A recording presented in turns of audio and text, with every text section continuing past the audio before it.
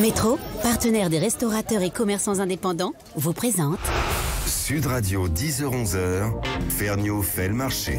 Bonjour à tous mes amis, un excellent dimanche pour faire le marché ensemble. Alors c'est un marché un peu spécial parce qu'on va beaucoup rester à la maison aujourd'hui.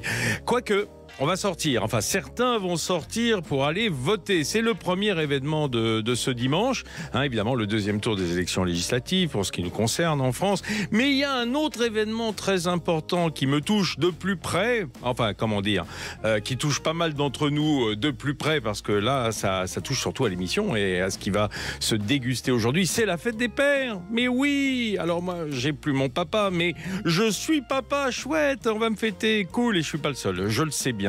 Et pour cette fête des pères, je sais qu'il y a des petits retardataires, voilà, et des petits, des grands même, un petit peu retardataires qui disent mais comment faire plaisir à mon papa? Alors moi je le dis carrément, faites-moi la cuisine à la maison, si c'est pas trop tard, quand je rentrerai tout à l'heure, si vous m'avez préparé le déjeuner, c'est parfait. Mais pour ceux qui n'auraient pas eu le temps, petits et grands, qui peuvent même se faire aider d'adultes ou même des frères et sœurs, allez savoir, moi je pense qu'un gâteau simple, un gâteau maison, rien ne fait plus plaisir. Alors aujourd'hui, on va appeler des spécialistes dans l'émission qui vont nous donner, avec leur œil et leur technique de spécialistes, les gâteaux les plus faciles à faire. Allez, on y va.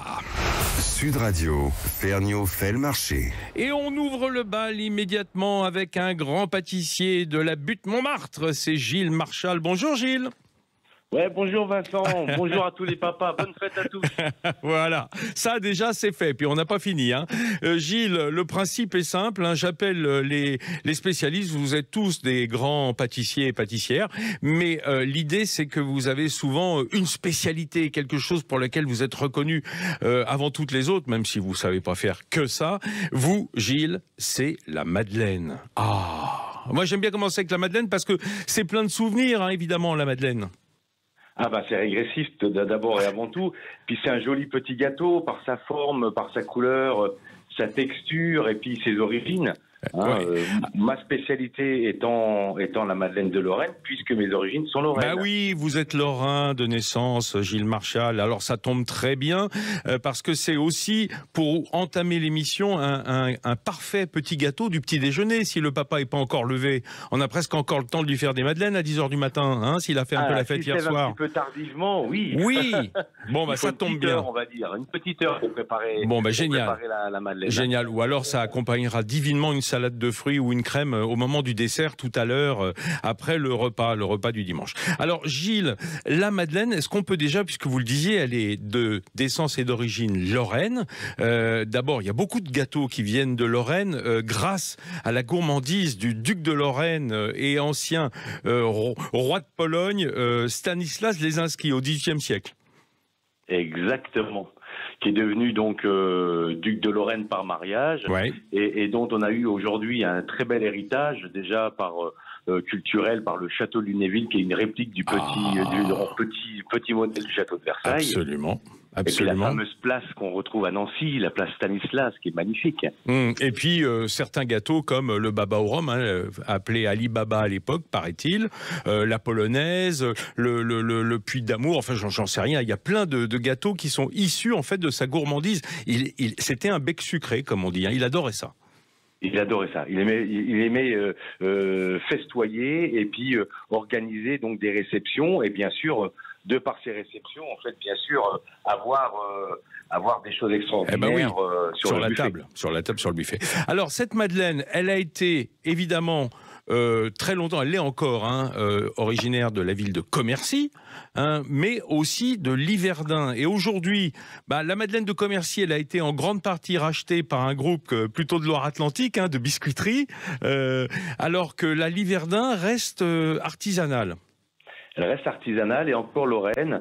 Et la différence, je pense, c'est justement le fait qu'elle soit fabriquée encore dans son terroir, sur son terroir, et puis avec des produits régionaux. Donc c'est celle aujourd'hui que je préfère. Mais bon, chaque petit village lorrain a son petit pâtissier ou grand pâtissier d'ailleurs qui réalise encore soi-même ça c'est bien. Des belles recettes. Pâtissier ou boulanger, parce que c'est aussi une pâtisserie boulangère. Pâtissier ou boulanger, oui. Oui. Gilles Marchal, cette madeleine, pourquoi elle a cette forme ? Alors c'est quand même une forme qui est assez particulière parce que l'origine de la madeleine, c'est déjà ce joli petit moule qui à l'origine était plutôt un petit coquillage, hein, puisque ces premières madeleines ont été cuites dans les noix de Saint-Jacques. Hein, Saint-Jacques ou Petoncle, enfin en tout cas cette forme bien connue, hein, des pèlerins de Saint-Jacques de Compostelle.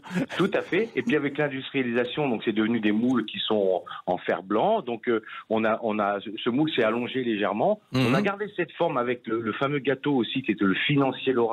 On appelle Visitandine de Lorraine, qui a cette forme de coquillage. Ah, d'accord. Et la madeleine aujourd'hui qui a cette forme-là fabuleuse. Donc la bosse vient déjà pour deux choses. Il y a deux choses qui sont importantes. C'est de la graisse de chameau. Non, je plaisante. C'est une pâte à cake. Je vous ai coupé la parole. Je suis désolé. Hein. Je pouvais pas résister. Oui, il n'y a pas de souci. C'est une pâte à cake dans laquelle on met un peu de poudre à lever. Oui. Et puis cette forme de moule coquillage qui est un peu allongée, à la cuisson, va permettre à la madeleine justement de garder son cœur bien moelleux, l'extérieur qui va commencer un petit peu à cuire et à croûter, à caraméliser, et au dernier moment, boum, la bosse se forme. C'est assez magique. Ah, c'est comme les pommes de terre. À travers le four. C'est comme les pommes de terre soufflées en quelque sorte. C'est la vapeur d'eau qui est à l'intérieur qui va expanser la bosse.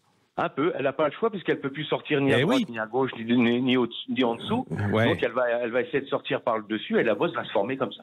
Ah, ça c'est génial. Donc, si on a des madeleines qui sont plates, ça arrive, c'est qu'on les a pas bien cuites.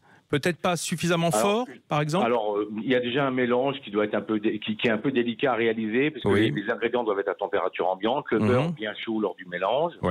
On utilise bien sûr des ingrédients, beurre AOP, œufs bio, lait entier aussi bio. Oui, ça c'est chez vous. Et le four, chaleur très très chaude au départ. Ah oui. À quelle température? Ah d'accord, à fond quoi. Enfin à fond, non, peut-être pas, mais il faut qu'il y ait un choc qui se passe. Choc thermique. La température très élevée permette à la poudre à lever de se développer rapidement. Alors moi j'ai une question technique qui s'adresse aux spécialistes. Pourquoi est-ce que parfois on dit qu'il faut blanchir les œufs avec le sucre? Pourquoi c'est souvent le premier mélange dans ces pâtes à cake ou à 4 quarts? Alors, on le faisait avant pour une raison simple, ça change rien du tout en fait à la pâte. Ça va lui donner un peu de légèreté. Mais des pâtes à cake, en fait, on n'a pas besoin d'être légère, puisque de toute façon la pâte doit être retombée quand on fait le mélange, obligatoirement. Hein, et c'est la levure qui va faire l'effet de légèreté, qui va donner la légèreté à la madeleine. La levure chimique, hein, on est d'accord. Voilà, c'est de la levure en poudre. Hein, qui devait du bicarbonate, hein, tout simplement. Hein. Qui devait peut-être être de la levure boulangère quand le gâteau a été créé, parce qu'ils n'avaient pas de levure chimique au XVIIIe siècle. Alors la bicarbonate existait, ils mettaient sans doute un petit morceau de pâte à pain, comme on fait aujourd'hui les levains, hein, à la fois pour donner de la force à la pâte, et puis bien sûr lui donner ce côté de levain donc pour que la pâte lève, et puis aussi du goût, ça devait donner un petit peu de goût. Aujourd'hui on a plutôt tendance à utiliser le beurre comme un exécuteur de goût. Et puis après, nous, on met des parfums qui sont des parfums de pistache, de thym, de truffe noire. Ah oui, vous l'aromatisez. On aromatise avec des parfums naturels, c'est fabuleux. Et on peut même la pocher à l'intérieur pour y mettre une confiture, un peu comme dans un beignet?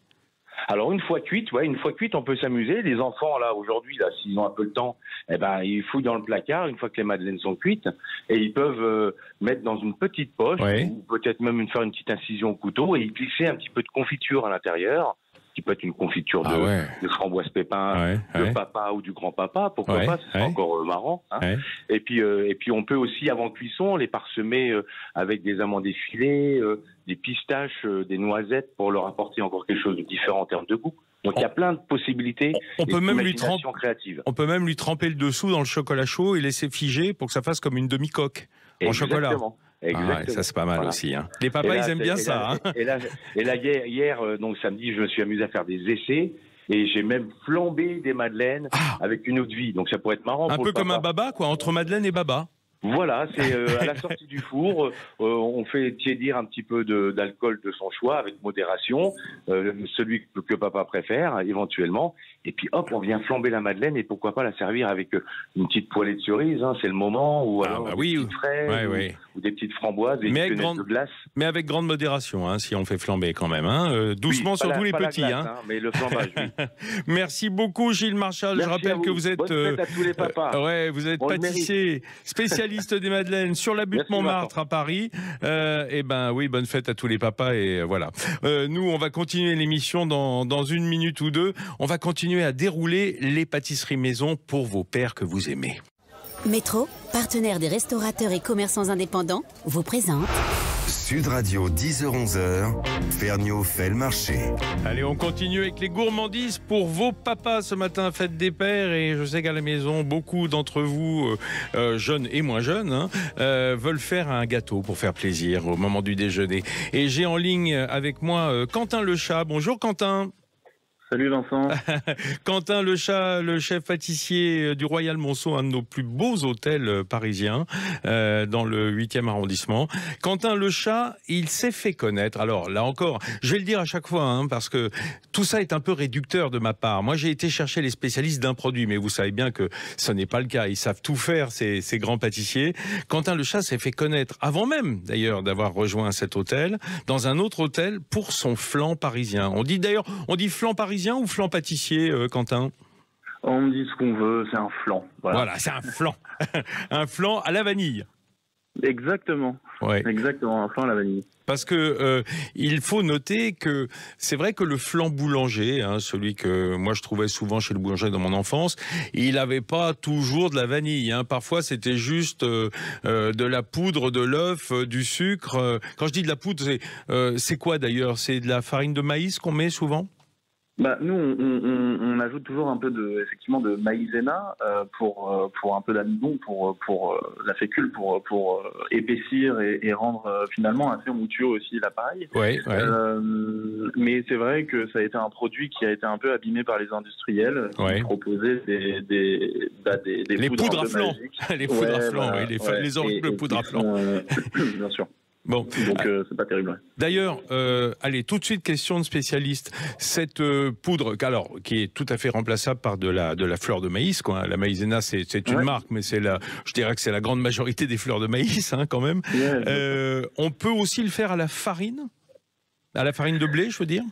Ouais, on peut. Le but, c'est d'avoir un peu un épaississant. On parle souvent comme un roux en cuisine, en fait. On ajoute toujours un peu de farine, un peu de fécule ou d'amidon, et ça vient épaissir cette préparation qui est en fait ni plus ni moins que un métier de pâtissier. À l'origine, c'est un métier aussi un peu de saucier. Une crème pâtissière, c'est en fait... C'est une crème pâtissière cuite, c'est ça? Ouais, c'est ça. Et c'est ni plus ni moins en fait que comme une sauce ou une crème anglaise, un peu épaissie. Et donc pour l'épaissir, on ajoute cette fécule de maïs ou alors effectivement un peu de farine. On peut, mais ça va donner un côté un peu plus, tout simplement un peu plus farineux. Ouais, un peu plus élastique, un peu plus dense, quoi, dense. Moins soyeux. Voilà. Oui, parce que vous faites du flan moderne. Hein, Quentin, c'est-à-dire que les pâtissiers ont évolué depuis le flan boulanger pour aller vers de plus en plus de crème et d'œufs et de moins en moins collé à la farine en quelque sorte.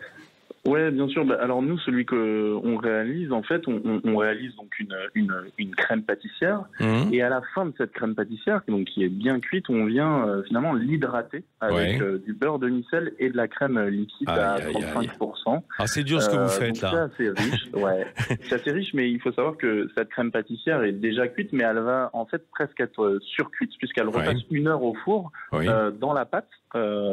Et pour justement garder ce côté très onctueux, très crémeux, il faut hydrater cette crème qui serait un peu trop sèche si on la laissait juste comme ça sans ce beurre et cette crème en fin de cuisson. Donc finalement, effectivement, on fait du flan moderne, mais pas tant que ça. Ça reste quand même tradit. Oui, en fait, encore une fois, c'est des produits qui ont été maltraités par les industriels et on reprend les vieilles recettes d'antan finalement, on les retouche un peu, mais on ne réinvente rien et on utilise des super produits parce que on en a de plus en plus aujourd'hui. Et voilà, et on fait un flan finalement comme il doit être. Mais Quentin, parlons clair, la vanille est devenue un produit de luxe. Quand on l'achète dans le commerce, une belle gousse de vanille, ça peut aller jusqu'à 4 €, 4-5 € la gousse, ce qui est hallucinant. C'est 4 fois le prix de ce que ça valait il y a 10 ans, à peu près. Donc, est-ce qu'on peut éviter la vanille? Est-ce que du sucre de vanille, enfin du sucre vanillé naturel ou de la poudre de vanille, qui est souvent de la gousse exprimée, est-ce que ça suffit pour parfumer l'appareil à flanc? Alors moi, je préfère dire qu'il faut faire cet investissement de quelques euros, et c'est vrai que c'est onéreux comme produit, mais en revanche, il faut jamais le perdre. C'est-à-dire que une fois que la vanille est grattée, oui, vous pouvez avec la gousse la placer dans du sucre. Et donc, du coup, quelques mois après, si vous continuez à faire un flan par week-end, ce qui me semble être une bonne moyenne, et peut-être qu'au bout d'un mois, vous allez avoir un super sucre vanillé. Ou alors, vous laissez infuser toute une nuit cette gousse de vanille dans la crème pour qu'elle s'exprime encore plus et que vous ayez un goût vanillé encore plus présent. Et pour autant, vous ne mettez pas 15 gousses de vanille au litre. Ou alors vous faites un extrait de vanille, donc vous faites un sirop et vous ajoutez des gousses au fur et à mesure comme ça. On fait infuser dans le sirop de sucre en fait. Bien sûr, bien sûr. Et donc vous allez faire votre propre extrait de vanille, ou alors effectivement vous pouvez déshydrater, donc dans un four à très basse température, à 80 degrés, vous laissez toute une nuit sécher votre vanille et puis vous la mixez et vous aurez une poudre de vanille qui sera, faut quand même le dire, plus olfactive que gustative. Mais on sait que l'odeur est importante aussi dans un dessert. Oh là là, donc, oui. Donc il faut quand même faire un investissement à la base. Et donc d'acheter une belle vanille et d'y mettre le prix. Mais après, il faut quand même l'optimiser au maximum, et pour ça, il y a encore plein de solutions. Une dernière question, parce que ça se presse au portillon, vos confrères et consoeurs. Quentin le chat, quelle pâte sous le flanc? Plutôt feuilletée ou plutôt brisée? Moi, je suis plutôt team brisée. Pas de sucré. Alors, carrément, c'est une troisième. C'est-à-dire pas de sucré, c'est un peu comme une pâte sablée avec de la poudre d'amande, c'est ça? Exactement, c'est comme une pâte à tarte en fait, mais on va avoir un côté plus biscuit. Oui, d'accord. Et je trouve qu'il y a un meilleur équilibre. Mais après, ça, ce sont des goûts perso. Eh ben, écoutez, c'est super. Merci beaucoup, Quentin le chat, pour ces tips, comme on dit, ces petits trucs sur le flanc. Là, il y en a un qui est déjà au téléphone, qui est avec nous, qu'on va avoir, parce qu'on va continuer à parler de pâtes, puisqu'on va parler de tarte aux fraises sur du sablé breton. C'est Arnaud Larère. Bonjour, Arnaud Larère. Oui, bonjour Vincent. Et je libère Quentin le chat qui retourne dans son labo pour préparer pour tous les papas qui passeront au Royal Manceau. Merci Quentin. Ouais, merci. Belle fête à tous les papas. Ciao. Arnaud Larère, je vous ai appelé parce que j'ai besoin là encore de trucs, de tips. Vous êtes pâtissier à Paris, mais pas seulement. Vous avez aussi vos entrées du côté de Marrakech, puis au Japon. Enfin, vous êtes partout, Arnaud Larère. La Bretagne, en fait, gagne le monde en matière de pâtisserie. Il y a des Bretons partout, je ne le cache pas. Et leur meilleur produit, c'est certainement les sablés bretons. En tout cas, toute cette biscuiterie extraordinaire et donc la pâte. Je vous ai appelé parce que moi, j'adore la tarte aux fraises. On a encore des belles fraises, même s'il y a un petit creux dans la saison. Et rien n'est mieux pour moi que de les mettre sur un sablé breton comme pâte à tarte. Qu'est-ce que vous en pensez, vous? C'est génial. C'est vrai que les sablés bretons, pour moi, c'est une des meilleures pâtes qui existent parce qu'elle est universelle et elle s'adapte à beaucoup de choses. On peut la manger comme ça, mais on peut en fond de tarte, c'est magnifique. Et c'est pas compliqué à faire. Alors justement, c'est pour ça. Alors si vous êtes vraiment nuls, les enfants qui m'écoutez, les enfants de papa qui seront bientôt heureux à l'heure du déjeuner, on peut aussi acheter des palets bretons, mettre un peu de crème dessus et puis poser ses fraises, si vraiment on ne sait pas faire la pâte. Mais écoutez bien Arnaud Larère, parce que après 2 minutes d'explication, vous saurez faire le sablé breton. Alors comment on fait, Arnaud? Alors, il y a 2 choses déjà avant. Soit on prend un beurre demi-sel. Oui, comme ça au moins il est salé comme il faut, c'est ça? Voilà, comme ça il n'y a pas besoin de rajouter de sel. D'accord. Après on va le mettre un peu pommade, c'est qu'on peut le faire revenir un petit peu au micro-ondes, mais juste pour le détendre. D'accord. Qu'il soit crémeux. Il soit malléable, quoi, en quelque sorte. Voilà, qu'il soit malléable. Et après, avec une spatule, on va le mélanger avec du sucre glace. Ah, pourquoi? Parce qu'il va pas fondre évidemment le sucre. Si on le met trop gros, dans la matière grasse, il va rester craquant. C'est ça. Et surtout, moi, ce que je veux, c'est le sucre glace. L'avantage, c'est que ça sera beaucoup plus agréable en bouche que si on prend du sucre cristal. D'accord. Ça sera plus croquant et c'est pas forcément ce que je recherche, moi. C'est pour ça que la dégustation sera plus sympa avec du sucre glace. Croquant fondant. Ok, d'accord. Voilà. c'est ça. Pour paraphraser personne, hein. Je viens de l'inventer cette expression, croquant fondant. Voilà. Donc on malaxe en fait le sucre glace avec le beurre pommade.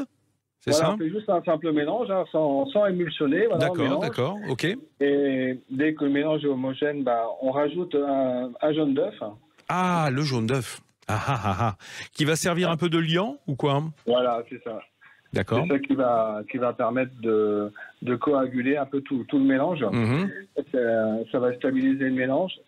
Et après, on rajoute de la farine. D'accord. La farine type 45, la gruau. Oui, de la blanche, quoi. Hein, ouais. Quelle proportion pour, je sais pas, vous m'avez pas dit sucre, beurre? Oui. Alors, il faut mettre 140 grammes de beurre. Oui. Avec 45 grammes de sucre glace. D'accord. Un jaune d'œuf. Oui. Après 125 grammes de farine. D'accord, c'est pas beaucoup, hein. Et je rajoute, pour donner un peu de croquant, 25 grammes de fécule. Ah, de la fécule de pomme de terre.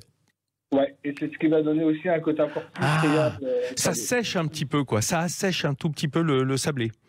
Ouais, c'est ça. Ouais, d'accord. On n'est pas obligé d'en mettre, hein, mais... C'est mieux. C'est sympa. Si vous le dites, c'est que c'est mieux. Hein. Je rappelle que vous êtes pâtissier, meilleur ouvrier de France, au relais dessert international. Enfin voilà, bon, si vous me dites faut en mettre, j'en mets, Arnaud. Hein. Je vais même pas discuter. Et alors, est-ce qu'il faut mettre de la poudre à lever? Moi, j'en mets pas. D'accord, mais on peut mettre un peu de bicarbonate, hein, parce que tout à l'heure, Gilles Marchal le disait, la levure chimique, hein, ou poudre à lever, c'est en gros du bicarbonate. Enfin, je veux dire, si on a du bicarbonate chez soi, ça marche très bien. Ouais, exactement. Ouais, on peut mettre 2 grammes. Ça marche aussi, mais voilà. Je préfère qu'il soit assez dense. Ouais, d'accord. Que ce soit moins aéré, mais que ça ait bien le goût de beurre, quoi. Ok, génial. Et après, par exemple, on fait une crème pâtissière ou une crème chantilly, on le met dessus, puis on pose ses fraises coupées en deux, quoi. C'est aussi simple que ça. Une crème pâtissière qu'on peut même mélanger avec de la chantilly, si on va faire une crème plus allégée. Un peu diplomate, quoi. Un peu. Diplomate. D'accord. Mais ça, on regardera dans les bouquins de pâtisserie. Mais là, on sent déjà le sablé, là. Vous nous avez donné envie. C'est terrible, hein. C'est pas bien ce que vous faites, Arnaud, hein. Non, mais j'ai pas dit. En plus, le mieux, pas le mieux, mais le plus important, c'est bien cuire la pâte. Ça, c'est vraiment. À quelle température? Alors moi, je cuis à 160 degrés, 155, 160. Ouais. C'est vraiment cuisson très très douce. Sur plaque métal. Voilà, sur plaque métal. Alors avec feuille papier cuisson, ou alors pour ceux qui ont des feuilles un peu perforées. Oui, je vois ce que vous voulez dire. Ouais. Bon, ça, c'est vraiment pour les initiés. Il faut vraiment une cuisson très lente pour que le beurre, il ait un peu ce petit goût noisette, là, que la cuisson soit très douce et très longue. Et ce qui fait que même à l'intérieur, au milieu du sablé, vous aurez une cuisson parfaite. Ouais. Merci Arnaud Larère sur votre but là, du côté de la rue Lamarck là-bas. Merci à vous parce que ça nous aide de faire des tartes aujourd'hui pour nos papas. Enfin, le mien non, mais pour ceux qui ont encore leur père ou qui l'ont, voilà, c'est bien, c'est super. Je trouve que c'est bien, c'est un beau jour pour faire la pâtisserie à la maison. Voilà. Merci à vous et je vous souhaite une très belle journée, une bonne fête des pères, hein, au fait. Ouais, merci. Bonne journée à tout le monde. Et à tout bientôt. On va se retrouver dans 1 minute et on continue à dérouler. On va être un tout petit peu plus chocolat après les fraises. Métro, partenaire des restaurateurs et commerçants indépendants, vous présente... Sud Radio, 10h-11h, Ferniaud fait le marché. Oh, les petits vénards, les papas qui sont chez eux, qui attendent le gâteau depuis 10h ce matin. On est avec des pâtissiers pour vous donner les tips, hein, pour vous donner des trucs de pâtissier pour réussir les gâteaux que vous allez faire pour vos papas, puisque c'est la fête des pères et que nous, ça nous ravit, nous les papas, en attendant le gâteau. Et je reçois dans ce studio Suzy Palatin qui est avec moi. Bonjour Suzy. Bonjour Vincent. Suzy Palatin, vous êtes, alors c'est extraordinaire, cette femme sait tout faire, cuisinière, pâtissière, auteure, auteure de livres de cuisine, présentatrice télé, chroniqueuse dans moultes émissions, gastronome, enfin j'en passe, et présidente d'une très belle association dont vous allez nous dire un mot dans une seconde, puisque ça se passe du côté de votre lieu de naissance dans les îles, là-bas dans nos Antilles françaises qu'on adore. Mais c'est pas pour ça que je vous ai fait venir, Suzy Palatin, vous le savez. Non, je ne sais pas. Vous savez pas pourquoi vous êtes venu? Parce que depuis ce matin, chacun parle de sa spécialité. Alors vous, je dirais c'est les frites, mais ça n'est pas le jour aujourd'hui. Voilà, on fait le gâteau. Vous avez un gâteau. Alors d'abord des gâteaux, vous en faites beaucoup, hein, il faut le dire. Vrai. Vous avez 3 garçons et qu'est-ce qu'ils ont mangé comme gâteau depuis qu'ils sont petits, hein? C'est incroyable. La tarte à la banane, les 4 carreaux au citron. Vous passez votre temps en fait en cuisine, hein, pour votre famille et pour le bien des téléspectateurs qui vous croisent de ça, de là. Alors, Suzy, il y a un gâteau qui est emblématique chez vous, d'ailleurs qui porte votre nom, le gâteau de Suzy. Le gâteau de Suzy Palatin, c'est un gâteau au chocolat qui a été en son temps, mais ça fait quelques années déjà, dont Pierre Hermé a dit qu'il était son gâteau préféré, carrément. Oui, c'est vrai. Ça gêne pas. Non, hein, mais alors là, c'est vraiment, on peut pas désirer mieux. Bah non, franchement, hein, là vous avez été adoubé en quelque sorte. Vous n'étiez que cuisinière et vous êtes devenue pâtissière du jour au lendemain, grâce à ça. Et alors, ce gâteau au chocolat, moi, je le pratique. Hein, j'ai vu ça. Sur... Oh bah, vous le savez, sur les réseaux. Bah oui, de temps en temps, je craque. C'est un gâteau qui est hyper simple. C'est le but de cette émission ce matin. C'est pour les enfants de tous âges qui veulent faire plaisir à leur père aujourd'hui, pour leur faire un gâteau. Et ce gâteau au chocolat, inratable, on est d'accord? Inratable, très facile, très peu d'ingrédients. Mais que des bonnes choses. Voilà. Alors, avant de nous donner les ingrédients, parce que vous allez voir, hein, c'est risible, comment est né ce gâteau? Comment avez-vous eu cette idée de génie? Mais j'adore le chocolat, et donc j'ai commencé par faire un gâteau au chocolat qui n'était pas celui-là. Et au fur et à mesure, j'ai rajouté des ingrédients par-ci, par-là. D'ailleurs, là, j'ai retrouvé un de mes petits carnets où j'avais noté la recette que j'avais faite. Originelle? Ouais. Non, qui ne me plaisait pas. Une des recettes qui ne me plaisait pas, où il n'y avait que 3 œufs, etc. Voilà, plus de farine. Et là, j'ai dit, voilà. On va virer la farine. On va virer un peu de farine, on va ajouter un œuf. Et c'est comme ça qu'est né ce gâteau. Donc par tâtonnement? Par tâtonnement, parce que j'ai pas de formation de pâtissière, mais je savais ce que je voulais. Ouais, le goût, vous recherchiez un goût. Je recherchais un goût. Et une texture. Voilà, une texture. Et vraiment, j'adore le chocolat. Alors, donc, je ne vais pas vous mentir, mesdames et messieurs, le gâteau de Suzy, je ne connais pas un gâteau au chocolat qui ait autant de beurre. C'est vrai, non, Suzy? J'aime le beurre, c'est vrai. C'est vrai. Oui, c'est vrai. Donnez-nous les proportions, vous allez vous rendre compte ainsi. Bon, alors, puisqu'il faut tout dire, 250 grammes de chocolat, 250 grammes de beurre. Voilà, déjà. 70 grammes de farine et 250 grammes de sucre. Voilà, il y a très peu de farine. Et les œufs? Et les œufs, 4 œufs. Voilà. Alors, battu en omelette. Battu en omelette, très facile. Plus de la moitié de ce gâteau, c'est donc presque du gras. Hein, parce que le beurre, certes, mais le chocolat, c'est déjà pas mal de matière grasse. Exactement, c'est vrai. Donc, c'est pour ça qu'il est très onctueux et aussi parce qu'il a une cuisson particulière. Voilà. Alors, je le fais cuire très doucement. Je fais chauffer mon four d'abord à 180 degrés. Oui. Et après, au moment où j'enfourne mon gâteau, je baisse la température du four à 150 degrés. Il cuit pendant une demi-heure. Et après, il y a des gens à qui j'ai donné la recette et qui, à chaque fois qu'ils le sortaient, ils le remettaient. Ils disaient, mais il n'est pas cuit, c'est pas assez cuit, etc. Ils le remettaient. Et à la fin, quand ils devaient découper leur gâteau, ils avaient quelque chose de sec. En fait, il ne faut pas avoir peur de l'enlever. Au bout d'une demi-heure, il est parfait. Quand il est reposé, pendant à peu près 10 minutes, un quart d'heure, là, on le démoule et on a quelque chose de somptueux. Voilà. C'est divin. Voilà. Et alors, moi, je vous donne un truc, mesdames et messieurs, qu'elle ne nous a pas dit, Suzy. Oui. Elle coince même une cuillère en bois dans la porte du four pour qu'il y ait une petite ouverture. Voilà. Hein, ça c'est Mais ça, j'avoue, alors mon gâteau au chocolat, je le faisais avec mon four fermé, et ça, c'est Pierre Hermé qui m'a donné ce petit truc. Il m'a dit, mets une petite cuillère dans le four pour que la chaleur sorte et que ça soit encore plus doux. Voilà. Et puis, dans quel moule? Moule métal, moule silicone? Alors, si vous le faites dans un moule en silicone de 24 cm à peu près de circonférence, de diamètre, pardon, il faut le mettre 30 minutes. Si c'est dans un moule en métal, 25 minutes de cuisson suffisent. Parce que le métal est plus conducteur et chauffe beaucoup plus. Voilà, il chauffe beaucoup plus. D'ailleurs, il va plus croûter dans un moule en métal. Oui, oui. Mais il y a des gens qui le préfèrent dans un moule en métal, parce qu'ils aiment bien retrouver la croûte et avoir le cœur qui est... Suzy, ça fait combien de temps que vous le faites, ce gâteau? Oh, mon Dieu. Dites-moi. Ça fait bien 25 ans que je fais ce gâteau. Est-ce que vous vous rendez compte que vous avez inventé le moelleux au chocolat? Parce que c'est un peu ça, au fond. Oui, c'est vrai. Ce cœur presque coulant dans un gâteau au chocolat qui se tient. Oui. Non, mais c'est très, très bon. Alors, justement, je crois que j'ai un spécialiste du chocolat. C'est carrément Monsieur Chocolat qui est avec nous au téléphone. C'est Frédéric Beau. Parce que moi, j'adore le chocolat qu'il produit. Ah oui, Frédéric Beau, vous êtes là? Frédéric Beau est là, oui. Bonjour Fred Beau. Merci Frédéric Beau. Vous avez entendu Suzy Palatin parler de son gâteau au chocolat et qui disait évidemment, et quand je vais dire où vous travaillez depuis quelques années déjà, vous êtes le directeur, on va dire, de la création d'une grande marque de chocolat français. J'ai pas honte de la citer, c'est Valrhona. Et en plus, vous avez été un des fondateurs de cette école du grand chocolat.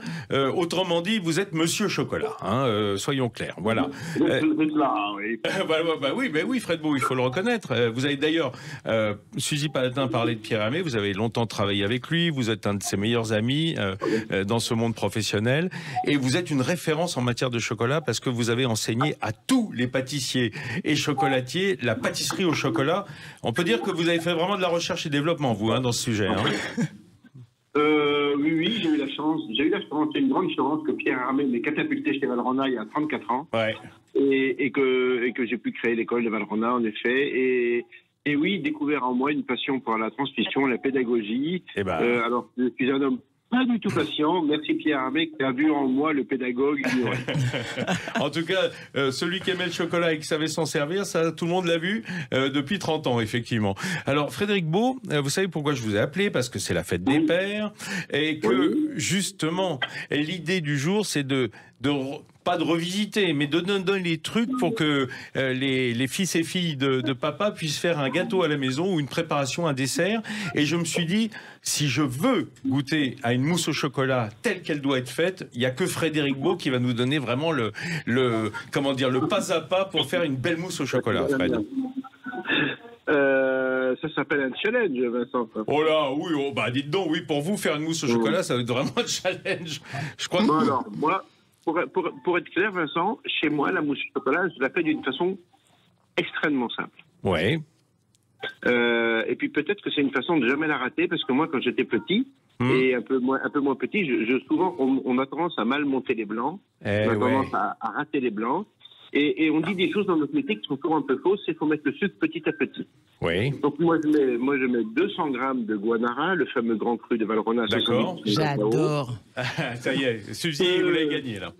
Qu'on utilise en fèves, en petits morceaux. On fait bouillir 150 grammes à 180 grammes de lait. Oui. On le verse complètement sur le chocolat. Le chocolat va légèrement fondre avec la chaleur du lait. On retire l'excédent et on commence à faire une mayonnaise avec le peu de lait qu'on a gardé avec le chocolat. Ça a une texture un peu tranchée, un peu séparée, qui n'est pas vraiment rassurante, mais c'est normal puisque c'était une émulsion à l'envers. On ajoute le reste du liquide chaud tout doucement et là on fabrique ce qu'on appelle ce fameux noyau élastique et brillant, signe d'une émulsion démarrée. Voilà. Et on ajoute attendez, Fred Beau, attendez, moi, il y a quand même quelque chose qui m'inquiète là, parce que vous nous donnez ça, pour vous, c'est évident.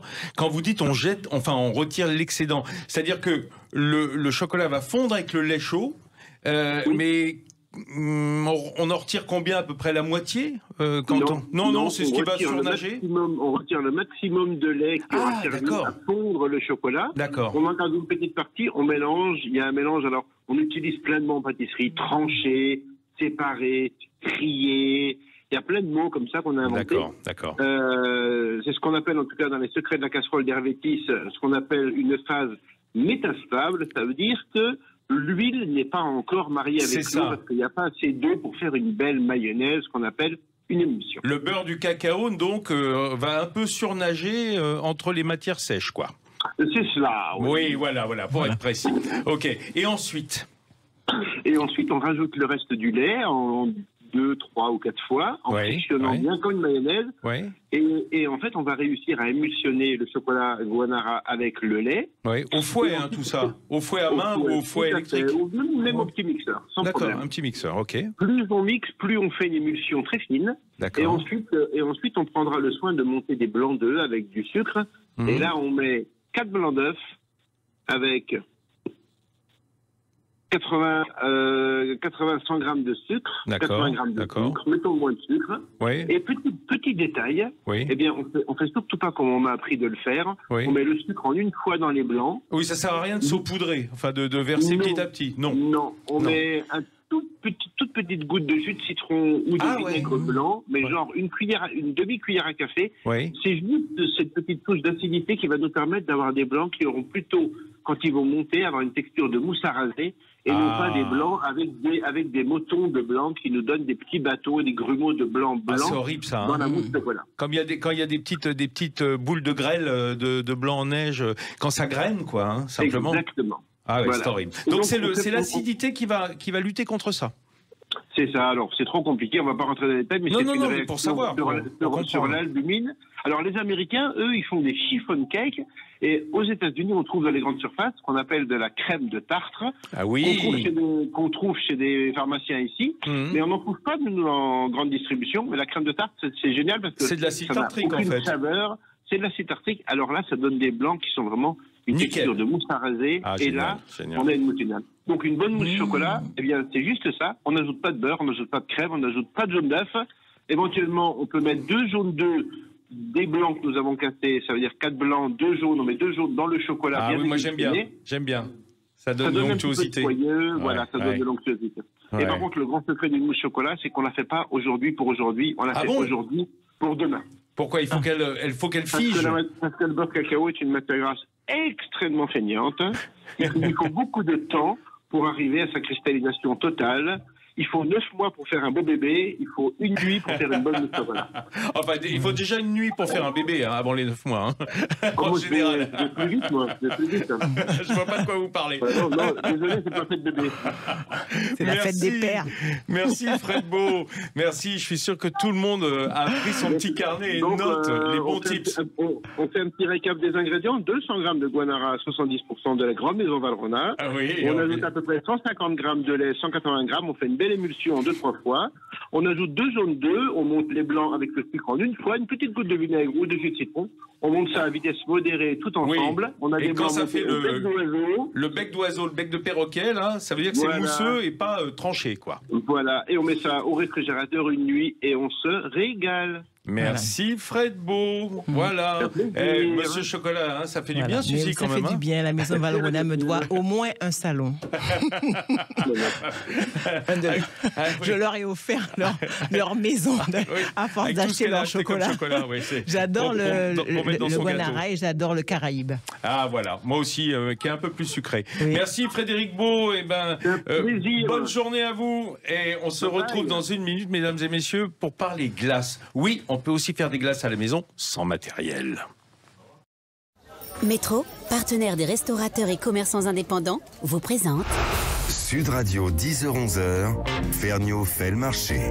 Mes amis, mes enfants, j'ai envie de dire, puisqu'on fête la fête des pères aujourd'hui, les papas qui sont partis voter, en tout cas un bon nombre d'entre eux. Pendant ce temps-là, les enfants sont à la maison et font les gâteaux pour le déjeuner, pour fêter leur papa. Alors, je peux vous dire que si vous n'avez pas pris des notes, vous retrouverez l'émission en podcast, mais ça vaut le coup. Il y a quand même des bons trucs qui ont été filés, tant par Gilles Marchal et ses madeleines, Quentin Le Chat et son flan, avec Arnaud Larère et son fond de sablé breton pour mettre sous les tartes aux fraises, Frédéric Beau à l'instant avec sa mousse au chocolat, Suzy Palatin qui est avec moi avec son gâteau de Suzy, l'inénarrable gâteau de Suzy, et je voulais terminer avec des glaces. Parce que c'est vrai que tout le monde a peur de faire des glaces, tout le monde se dit mais j'ai pas le matériel, j'ai pas la sorbetière, j'ai pas la turbine, j'ai pas ce qu'il faut. Non, mais on a un grand glacier, on a Emmanuel Rion. Bonjour Emmanuel. Bonjour Emmanuel. Merci d'être avec nous. Emmanuel Rion, meilleur ouvrier de France glacier, une glace à Paris, qui est vraiment une officine géniale pour ceux qui aiment les belles glaces. Et les Français en mangent de plus en plus. Les anglo-saxons étaient mieux placés que nous, mais ça va de mieux en mieux, paraît-il. C'est vrai ? C'est vrai. Et ça va aller de mieux en mieux, je pense, avec la chaleur. Bon, ah bah oui, c'est ça, oui. C'est un effet positif pour les glaciers, des effets négatifs du dérèglement climatique. Mais enfin bon, parlons d'autre chose. Emmanuel, j'ai avec moi Suzy Palatin qui nous parlait de son gâteau au chocolat. Elle est très intéressée. En fait, hors antenne, je lui disais, oui Suzy, on peut faire des glaces sans matériel, sans turbine, sans sorbetière. Mais encore faut-il avoir la technique. Il y a une technique de glace qui le permet. C'est quoi, Emmanuel Rion? Alors, ça reste tout simple, c'est ce qu'on appelle une mousse glacée. En fait, ça fait partie de notre métier, donc ça peut être il y a les soufflets glacés, il y a les bombes glacées. Le parfait, quoi, le parfait. Le parfait glacé. Et là, ensuite, on est sur une mousse glacée, donc une mousse de fruits glacés. Oui, parce que quand on a une turbine ou une sorbetière, l'idée c'est d'émulsionner, de foisonner, c'est-à-dire de mettre des micro-bulles d'air dans de la glace qui serait dure autrement, c'est ça? Voilà, c'est ça. Et puis c'est une autre technologie, au fait. On utilise d'autres ingrédients. Et là, c'est ce qui permettra de faire un dessert glacé en verrine, tout simplement, avec une mousse qui va se déguster à peu près à -7, -8 degrés aussi. Oui, par exemple, jadis, on trouvait assez facilement, je pense à une grande glace de chez Lenôtre qui était le soufflé Rothschild, qui est un soufflé au Grand Marnier. C'est ça, en fait, c'est cette méthode-là. Alors oui, sur un soufflé, ça sera un petit peu plus compliqué parce qu'il y aura une meringue italienne, il y aura une pâte à bombe. Donc là, oui, d'accord. Aussi. Tandis que là, on va rester simple. Alors, voilà, là, on va rester simple. Comment est-ce qu'on fait alors, Emmanuel? Par exemple, une mousse aux fruits, par exemple, qu'on peut glacer. Si on part sur des fraises, par exemple, on prendra 350 grammes de fraises, 120 grammes de sucre, un jus de citron et 600 grammes de crème fouettée. Bon, et les fraises, on les met en compote, on la cuit ou on les met crues? Alors, le mieux, les fraises, moi j'aime bien les cuire légèrement. Donc, c'est-à-dire que je mettrai dans une casserole les fraises, donc qui ont été équeutées, lavées bien sûr, coupées en petits morceaux avec le sucre. Donc là, on va juste faire compoter légèrement, donc pour qu'à ébullition l'ensemble. On ajoute le jus de citron, on laisse refroidir. Alors, si vous utilisez un petit peu de gélatine, on peut rajouter une feuille de gélatine feuille pour avoir une tenue un petit peu plus... Ça va aider à prendre un peu. Voilà, ça va aider à améliorer un peu la texture et surtout à tenir la mousse un peu plus longtemps correcte. Génial. Donc, dans ce cas-là, une fois que vous avez cuit donc les fraises avec le sucre... on va les mettre au réfrigérateur quelques heures. On va cuire d'abord les fraises avec le sucre, on rajoute la gélatine qui a été trempée dans l'eau froide 20 minutes avant, on égoutte bien, on rajoute dans le mélange qui est chaud. Oui, c'est ça. On ajoute un jus de citron, on laisse refroidir, on peut faire ça la veille tranquillement. Oui, d'accord. On laisse refroidir au réfrigérateur. Et ensuite, quand tout est bien froid, on rajoute 600 grammes de crème fouettée, tout simplement. 600 grammes de crème pesée avant... ça fait quand même un beau volume, 600 grammes, une fois qu'on l'émulsionne. Il y a du monde autour de la table. Là, on fait un dessert pour 6, là, 8 même. C'est pour 8, ou alors on est gourmand. Oui, Pierre. L'avantage de la glace, c'est qu'on peut la remettre au freezer, enfin au congélo, et on peut la ressortir. En place, tranquillement pour le week-end d'après. Et là, on a fait la glace, là, c'est bon. Et là, on a fait cette mousse glacée, justement, qu'on va couler dans une verrine, par exemple. Et ensuite, il suffira juste de la sortir 15 minutes avant de le déguster, et vous rajoutez des petites fraises fraîches, des framboises, des feuilles de menthe.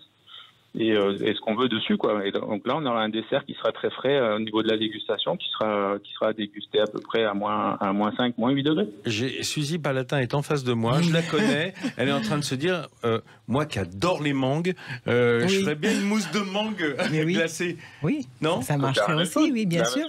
Sur la même recette. Voilà. Dans ces cas-là, j'adore les mangues, c'est vrai. On peut infuser des épices dans la crème avant de la fouetter. Quoi par exemple? Ça la peut vanille. être de tonka, ça peut être de la vanille, ça peut être de la cannelle, ça peut être un poivre. La muscade même, si on veut un petit côté un peu épicé. Oui. Des épices à d'épices. Tout se marie avec la mangue. Franchement, on peut aller du poivre. Il y a aucun souci sur la mangue, ça se prête vraiment à des mélanges d'épices. Oh là là là là, c'est génial. Vous vous rendez compte que vous allez pouvoir, sans matériel particulier, parce que évidemment, quand on pense aux glaciers, on se dit toujours ils ont beaucoup de matériel, justement pour foisonner. Et là, on donne à ceux qui sont de bonne volonté aujourd'hui pour cette fête des pères, la possibilité de faire même des mousses glacées, quoi, des petits parfaits. Mais on peut le faire aussi avec du chocolat, par exemple. On peut faire des mousses au chocolat. On peut faire des mousses au chocolat aussi, oui. Mousse au chocolat, on peut rajouter de l'alcool aussi si on a un papa qui aime bien l'alcool. Ah oui, enfin bon, avec modération quand même, on va pas l'achever au déjeuner. Emmanuel, je voulais juste signaler au passage que dans votre officine, dans votre boutique, vous faites des Frenchies, qui est la version française du mochi. C'est une splendeur, hein, avec des mangues Alfonso justement, qui est une mangue sublime. Hein. Voilà, on a six Frenchies différents. On change 2 fois la gamme, une fois pour l'été, printemps-été, une fois automne-hiver. Bon, génial. Une nouvelle affiche. Et, voilà. Je peux dire que c'est meilleur que le mochi. Hein. Moi, je préfère vos espèces de meringues souples à la pâte de riz qu'on trouve dans les mochis, qui est pas toujours génial. Mais enfin voilà, c'est. Je veux pas être chauvin, mais bon, voilà. On a fait des mochis à la française. Voilà. Merci beaucoup, Emmanuel Rion, de nous avoir donné ces petits trucs de mousse glacée. Et merci, Suzy Palatin, d'être venue nous donner la recette du gâteau de Suzy. C'était un plaisir. Ouais, j'aurais préféré que vous veniez, que vous vinciez avec un gâteau. Hein, j'attendais, j'espérais qu'il y en aurait un. Voilà, je suis privé, mais c'est pas grave parce qu'à la maison, je suis sûr que mes filles m'attendent avec le gâteau. Elles auront choisi dans la liste. Voilà, et vous retrouvez, le plus facile. Voilà, vous retrouvez de toute façon cette émission en podcast sur sudradio.fr ou sur l'application Sud Radio. Voilà, mes amis, à nouveau bonne fête à tous mes confrères papa. Et oui, et ils sont assez nombreux dans le monde, je crois. Et quelques-uns seront en plus député de la République ce soir. Voilà. Parmi et je dis bonne fête au père de mes enfants. Voilà. Ah, très bien, à Philippe. Et ils mériteront donc double part de gâteau, ceux qui seront députés en plus. Oui. Ils sont papa et députés, il n'y en a pas beaucoup. La semaine prochaine, on se retrouve à la même heure pour vous parler d'art et pas seulement culinaire, car Nightfall, c'est le nom de ce festival, traite de cuisine, mais à travers des galeries d'art. Vous allez voir, c'est l'alliance de la galerie d'art et du chef cuisinier, ça sera très chouette. Après le journal, vous retrouvez En toute vérité d'Alexandre Devecchio, puis C'est ça la France de Nathalie Schrein-Guirma, à la pointe des entreprises du Made in France. À dimanche prochain pour faire ensemble le tour du marché. On continue. Sud Radio, Ferniaud fait le marché. Avec Métro, partenaire des restaurateurs et commerçants indépendants.